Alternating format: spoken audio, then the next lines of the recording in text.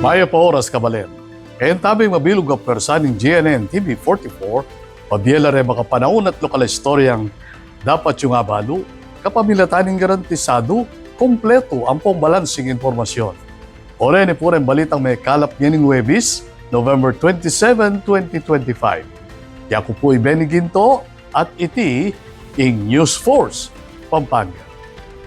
Meto nga kabalen ng pepasaw king Kapitolyo kay bat ng mehol ning bangke ning meteng kapamilya king freezer ning ospital. Ay ning report. Emosyonal yang pepasaw king Kapitolyo Christine Castro kay bat na kanong mehol 5 aldo king freezer ning meto nga ospital king Angeles City ing bangke ning kayang tatang amete pauli ning sakit. Minuna daneng sinopa ni Christine dina Governor Lilian Nanay Pineda at Vice Governor Dennis Delta Pineda bang bayaran ing hospital bill. Inyamo, eya pamuren dininan upaya na ipalwaling katawan uli ning kulang king bayad para king professional fee. Agpang king pamilya, may nyawad na lakanong promissory note. Inyamo, tinanggian lakanurete uli ning alalang abyeng collateral. Agad yang kinimot keti Governor Pineda at reneklamo ing ospital king Department of Health. May kisan metong yan naman iti bang bayaran ing mitataga na balansi. 4 na araw pa, ayaw i-release yung patay. 137,000. Wag mo sasanayin itong mga ospital na to. Lagyan mo sila ng warning. Hindi naman nila pwedeng 4 na araw yung patay. Hindi niya binibigay sa family. May release na po ning bangke at masalese na mo namang apalibing. Agpang king Governor's Medical Assistance Office, tuklo na la king 338 kabalen, reng asopan at migit kumulang 6.5 million pesos ing ada king medical assistance. Kukulay kay Governor Pineda at Vice Governor Delta king publiko na tambing lumapit king Kapitolyo nung makaranas kalupang sitwasyon. Ako po, Patricia Mamangon para king News Force Pampanga. Balitang totoo, king Balen, susuyo. Mas pepalapit na lareng serbisyo na rin government-owned and controlled corporation kareng kabalen kapamilatan nga duwang aldong caravan kiti Pampanga. Inilunsad ngayong November 27 hanggang 28, 2025 ang ikalawang leg ng Government-Owned and Controlled Corporation o GOCC Service Caravan sa The Event Center ng SM City, Pampanga na layuning maghatid ng direktang serbisyo publiko sa mga mamamayan sa rehiyon. Part of the program ng Service Caravan is paano natin mapadali para sa ating mga mamamayan ang pagkuha ng various requirements or mga programa maintindihan sa mga different government agencies. So nandito ang SSS, ang DSIS, Pag-ibig, PhilHealth, pati ho ang ating mga government bank. Nandito ho ang Land Bank at DBP, pati ho ang PDIC. And ang malapit ho dito sa Pampanga, nandito ho ang BCDA, pati ang Clark Development Corporation. Sa temang serbisyo sa bayan, hatid ng GOCC's kaakbayang DOF, tampok sa caravan ng iba't ibang programa, benepisyo at serbisyo mula sa mga pangunahing ahensya ng pamahalaan tulad ng BCDA, DBP, GSIS, Land Bank, NDC, Pag-ibig Fund, PDIC, PhilHealth, Small Business Corporation, SSS, PSA, DTI, at marami pang iba. Personal na dumalo rito si SSS President and CEO Robert Joseph Declaro.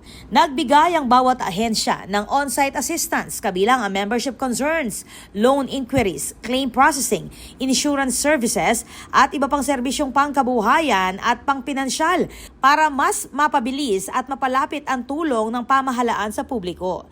Layunin ng GOCC Service Caravan na mas mapalawak ang abot at epekto ng mga programa ng pamahalaan lalo na sa mga lugar na nangangailangan ng mas mabilis at mas madaling akses ng mga serbisyong pampubliko. Ako po, Patricia Mamangon para king News Force Pampanga. Balitang tutuking Balen, susuyo. Kay katanemang silipan ning masayang pamagmasusi ning kadwang Palbaksan Festival king Balen ning San Simon, king report ng Patricia Mamangon.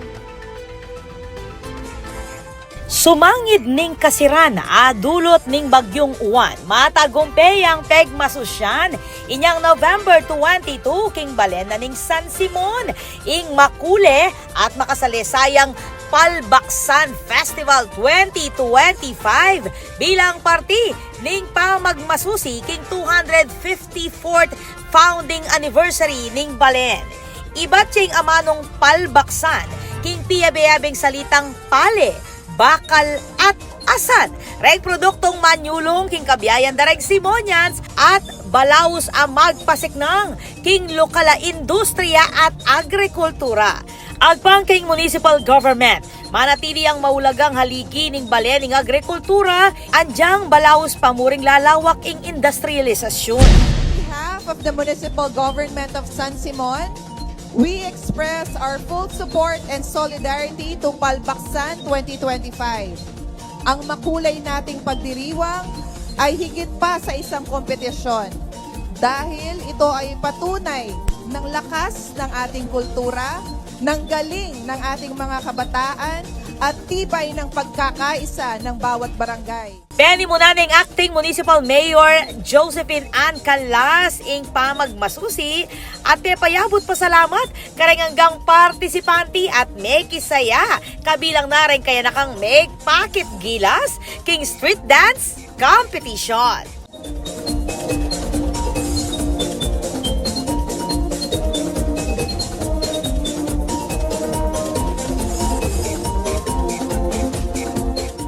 Agpang kang acting mayor Canlas, higit ya pa king meto nga kompetisyoning palbaksan. Patunay kanoy tining sika na ning kultura, ing galing dareng kayanakan, ating tibe ning pamisasan metong dareng balang barangay. Kaya duangan la naman king programa, reng niyaya liwang opisina king LGU. Ni Pakit King Palbaksan Festival ing saya ating pamisasan metong dareng Simonians na matitinag na numaning harapan na kapag subukan. Pe Pakit King Palbaksan Festival ing saya at ing pamisasan metong dareng Simonians na matitinag na numaning harapan na kapag subukan. Ako po, Patricia Mamangon para King News Force Pampanga. Balitang tutuking balen, susuyo. Atin pa ang mga paling balita king pamagbalik ning News Force Pampanga.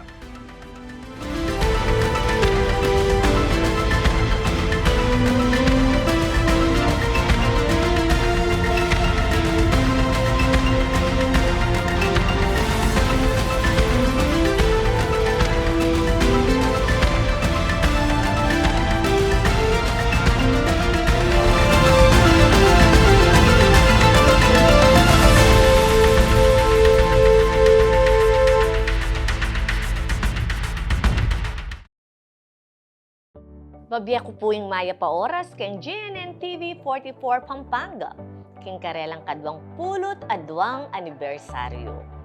Ing GNN TV 44 o ing dating Infomax Channel 8, amibayit kete king Ciudad San Fernando inyang 2003, ing menimuna at ang gangeni, manatili king pamamaya makabaldugan at maulagang balita para karing kapampangan gamit ing amanong siswan.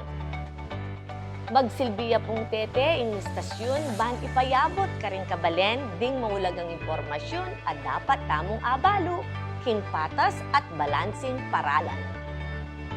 Ing GNN TV 44 Pampanga, magsilbiyang kayadwangan ng City Government of San Fernando ban ipabalo at idake la rin programa at proyektong gagawan tamo ban lakwas lang dakal ding makinabang at midinan kebaluan karing katamong susulong king syudad.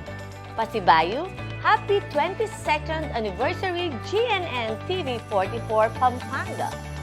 Isunduyo sa ingustong pamagbalita para karing Fernandino, para karing Kapampangan. Luwidya ing istasyon para karing Kapampangan. Luwidya ing GNN TV 44 Pampanga.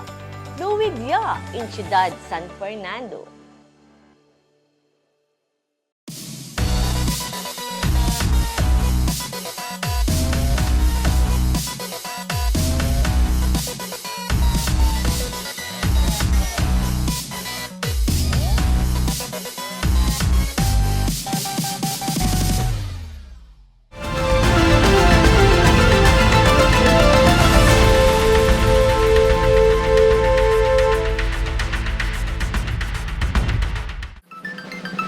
Deni pa rin balitang dapat tamong tutukan.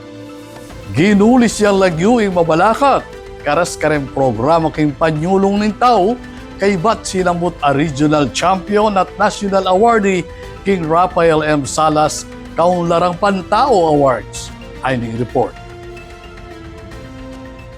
Kinilala ang Mabalacat City bilang regional champion para sa Region 3 City category sa Rafael M. Salas Kaunlarang Pantao Awards o RMSKPA na nagbigay pugay sa mga lokal na pamahalaang epektibong nagpapatupad ng mga programang pangpopulasyon at pangkaunlaran. Sa national level, nasungkit ng Mabalacat City ang third place sa lahat ng syudad sa buong bansa. Isang patunay sa tuloy-tuloy nitong inisyatiba para sa makatao at inklusibong pag-unlad. Personal na tumanggap ng parangal sina Mabalacat City Mayor Attorney Jel Aquino, Vice Mayor June Castro, City Population, Gender and Development Office Head Carlo Costales at mga department heads. Ibinibigay ang parangal sa iba't ibang kategoryang nakatuon sa mga LGU at mga taong nagtutulak ng mga programang pangmatagalang kaunlaran sa komunidad. Told the God office that I will help you in all ways necessary just to make this program more suitable and more helpful to our people. Anong ginawa ko po doon? During, I think that was 2023, we've approved a resolution for the Population and Development Code in Mabalacat City. Layo nitong kilalanin ang mga hakbang na nag-uugnay sa population management, community development at mas maayos na pamumuhay para sa mga mamamayan. Totoo, malaki ang nagagawa ng preventive interventions para maampat natin yung pagdami ng adolescent pregnancies. And we hope na itong mga programang ito ay masustain, madami pa yung matulungan, para makita talaga natin na magkaroon tayo ng direksyon para sa kanila, para sa ating mga constituents. Nang sa gayon, talagang masabi natin na tao ang nasa sentro ng pag-unlad. Ang RMSKPA ay pinangalan kay Rafael M. Salas, dating Executive Secretary ni Pangulong Ferdinand E. Marcos Sr. at unang Executive Director ng United Nations Population Fund. Kilala si Salas bilang Mr. Population at Father of Population and Development dahil sa kanyang malaking ambag sa pagsusulong ng population and development bilang pundasyon ng lokal na kaunlaran. Ako po, Patricia Mamangon para King News Force, Pampanga. Balitang tutuking balen, susuyo.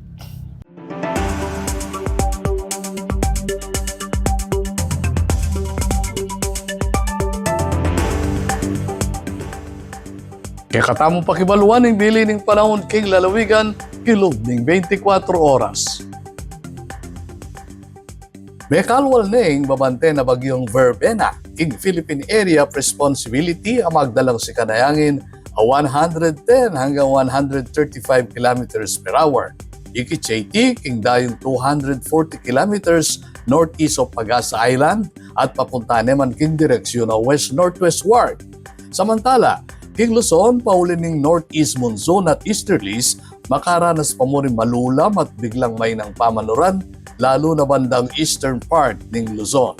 In Visayas at Mindanao, alang na anumang weather disturbance, niya naman mapali at malisangan na panahon, ingaranasan. Dapat ating posibilidad, ang makaranas lamo rin localized thunderstorms, karas ninggat panapon at bing.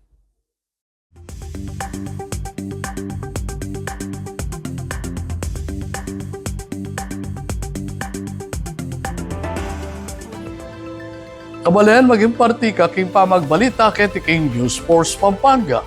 Na anumang kaganapan, isyo, reklamo king kay lugal, malyari mong ikwento ay sumbong, kapamilatan na rin numerong mayakit king kay kayong screen. Malyari mo namang mag-post king kay kaming Facebook account. Maranon pa mo, bukang bibig danereng kay nakaning paman ni Claude kay nga 25 ning Disyembre, kaya ika kanya nabe. Nungatin kang inaanak niya ni Pamu, magsadya na ka uling 28 days na mo, bayo dating Pasko. Panalakaran ng News and Public Affairs Team ng GNN TV 44, nga dinan kayong mata sa kalidad ng lokal pa magbalita bilang panatang serbisyo karing sa Blang Kapampangan. Ahil venue lang nganing Webis, remekala pa istorya kaya tiking probinsya. Yako po'y Benny Ginto at ini ing News Force Pampanga. Balitang tutu, King Balen, susunod.